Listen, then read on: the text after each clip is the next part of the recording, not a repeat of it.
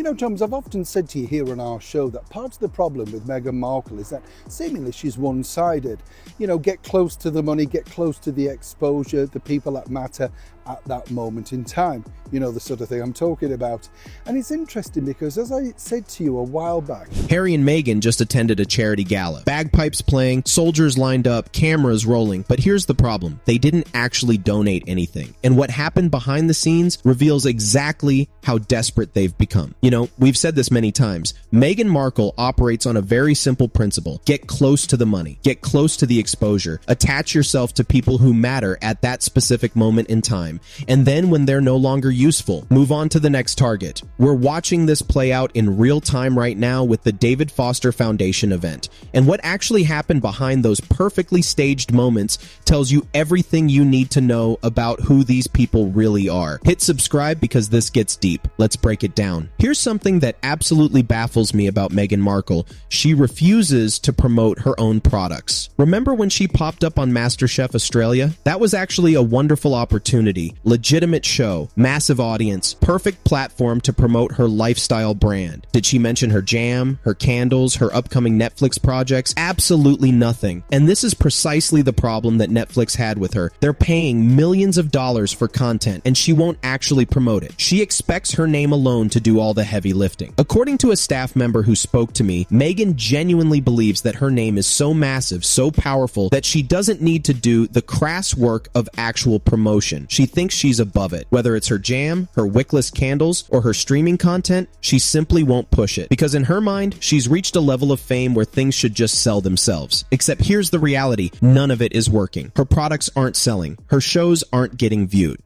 Her brand isn't gaining traction. Because contrary to what she believes, her name alone isn't powerful enough. People need to be convinced. They need to be engaged. They need to see value. And Meghan either doesn't understand that or she's too proud to accept it. Now think about what this means for Harry. He must wake up some mornings looking unruly, unkempt with that beard that needs trimming and that hair that desperately needs cutting, and wonder how he ended up as essentially a handbag carrier at these events. The man who was once a senior working royal, sixth in line to the throne, beloved by the British public, is now reduced to following Meghan around with a forced smile while she works the cameras. And speaking of Harry looking miserable, let's talk about why he's been particularly uncomfortable lately. His ill-advised legal case against the Daily Mail has made him an absolute laughingstock around the world. And I'm not being unkind here. This is simply fact. Anyone in the legal world would tell you this case was doomed from the start. There were no substantive claims to back up the accusations against that leading organization. But Harry felt he could do it anyway. He pushed forward despite all advice to the contrary. This was going to be his dragon-slaying moment, his big exhibition, his chance to show the world, and more importantly, show his brother Prince William that he could take down the British tabloids. There was apparently going to be a massive celebration when he won. A big party. Vindication at last. Except he didn't win. And now he looks foolish. William, meanwhile, handles media relations quietly and successfully without needing to wave any flags or seek validation. He just does the work effectively behind the scenes. Harry, always feeling like the underdog, always needing that external validation, went for the dramatic public see. Confrontation. And it backfired spectacularly. If you look at photos from recent events, you can actually see it on his face. He looks worn down, defeated, like the reality of his situation is finally sinking in. And here's the uncomfortable truth. Prince Harry is being openly exploited by his own wife. Now, Harry talks constantly about hating the paparazzi and despising the media. He's made it central to his entire narrative that he and Meghan are victims of media intrusion. But here's what's so absurdly hypocritical about this. Meghan Markle thrives on media attention. The oxygen of the media is what she lives on. It's her lifeblood. Without it, she has no relevance whatsoever. We've seen this pattern repeatedly. She claims to want privacy while simultaneously calling photographers to document her every move. She complains about intrusion while staging paparazzi photos. And this David Foster Foundation event is the perfect example of exactly what I'm talking about. Let's break down what actually happened here. Meghan and Harry were star guests at the latest foundation event for David Foster, the music mogul, and his wife, Catherine McPhee. Now, let me be very clear about something. Meghan and Catherine are not friends. They are associates who find each other very useful. Both have married extremely well. Both have leveraged leverage their marriages into significant wealth and social position. They understand each other's game because they're playing the same one. You know the phrase, if you marry for money, you earn every penny. Well, both of these women have done exactly that. Now, Meghan didn't want anything to do with Catherine when she was just a musical waitress performing in London. Why? Because that connection reminded people of Meghan's own humble origins. It wasn't glamorous enough. But now that Catherine is married to David Foster, one of the most successful music producers in history, suddenly they're reconnecting. Suddenly they're useful to each other again. Meghan certainly wouldn't want to live somewhere like Althorpe, the Spencer estate. Too remote, not glamorous enough, too much like being stuck at Balmoral in Scotland. But a private jet to a glitzy charity gala in California with cameras everywhere? Oh, absolutely. She's there in a heartbeat. Now here's where this gets really interesting from a hypocrisy standpoint. Do you remember when Harry appeared on Stephen Colbert's show? There was that staged moment with bagpipes and soldiers walking through, this sort of mock royal procession. And Harry's reaction was dismissive. Oh, I don't need all that. I've left that life behind. Well, guess what actually happened at this David Foster event? Harry and Meghan walked through backstage with bagpipers and soldiers lined up, exactly like a royal procession. And this time, it was very conveniently filmed. Apparently, according to the official story, the event organizers wanted to make Harry and Meghan feel very at home and very welcome. But here's the reality. Meghan was the one who came up with this idea. She organized this replica royal moment. They're literally cosplaying royals on the world stage. Harry goes on television mocking royal traditions, but his wife is backstage arranging for those exact same traditions to be recreated for their entrance, complete with cameras to capture it all. And notice Meghan's reaction on camera. Oh, my husband loves bagpipes. But notice what else? She never refers to him by his title. She cannot get those words out. She cannot abide the fact that people are more interested in his royal connection than they are in her. Here's another revealing detail. Meghan forever has a phone in her hand at these events. This is the same woman who claims she doesn't watch social media, who says she's completely disconnected from online discourse, who insists she doesn't follow what people say about her. Yet at this Haridi event, she's filming constantly, recording moments inside the gala, documenting the auction. This was an auction where they raised desperately needed funds for the charitable foundation. Important work, serious cause. And Meghan's got her phone out filming it like she's a teenage influencer at a concert. But here's the most telling part of all. Harry and Meghan didn't donate anything. Think about that for a moment. They showed up. They got the photo opportunities. They walked through the staged royal procession. They sat at the event. They were called out during the auction. And if you look at Harry's face in those moments, he looks genuinely sheepish, uncomfortable, like he knows how bad this looks. Now, this is odd, isn't it? Because if Harry and Meghan had donated, especially if they donated a significant amount, they absolutely would have made sure everyone knew about it. These are people who publicize every charitable gesture, every kind word, every sympathetic moment. So why the silence about donations at this event? Apparently, the excuse is that they don't want people knowing how much they've privately donated. They want to keep their charitable giving confidential. Except we know that's complete rubbish. Remember when Harry claimed he personally donated £1 million to a children's charity? Turned out that money didn't actually come from him at all, even though he took credit for it in print. The real reason they don't publicize donations at events like this is simple. They're not making them. They showed up for the exposure, for the cameras, for the association with wealthy, influential people. The actual charitable work, that's not why they're there. The bagpipes, the soldiers, the staged royal procession, all of that was organized for one simple reason: to get publicity, to remind the world that they still have some connection to royalty, even if it's completely manufactured. Adam Levine was there performing. Cameras were everywhere. Everything was geared toward maximum exposure. And Harry and Meghan knew exactly what they were doing. In order to get that publicity, you need the former royal who's now ostracized from his own family, and the former cable TV actress who's willing to go anywhere as long as there's a private jet, cameras, and most importantly, focus on her. This is what Harry and Meghan have been reduced to: attending other people's charity events, staging fake royal moments for social media content, and contributing absolutely nothing of substance. Meghan won't promote her own failing products because she thinks she's above that kind of work, but she'll absolutely fly across the country on someone else's private jet to get photographed at their event. Harry wanted to be the dragon slayer taking down the tabloids. Instead, he's the uncomfortable accessory following his wife around while she films everything on her phone, despite claiming to hate media attention. They complain about royal protocol while literally recreating royal ceremonies for publicity. They claim to be charitable while not actually donating to the charities they're photographed supporting. The hypocrisy is absolutely staggering. And the saddest part? Harry must know, somewhere deep down, exactly what's happening. You can see it in his face at these events. That uncomfortable awareness that he's being used, that he's become exactly what he claimed to hate. But he's trapped now, committed, and seemingly unwilling or unable impossible to change course. What do you think? Is Harry genuinely unaware that he's being exploited, or does he know and just can't admit it? Drop your honest thoughts in the comments below. And if you want more unfiltered analysis of what's really happening with Harry and Meghan, make sure you're subscribed with notifications on. We're tracking every development in this ongoing disaster. Thanks for watching. I'll see you in the next one.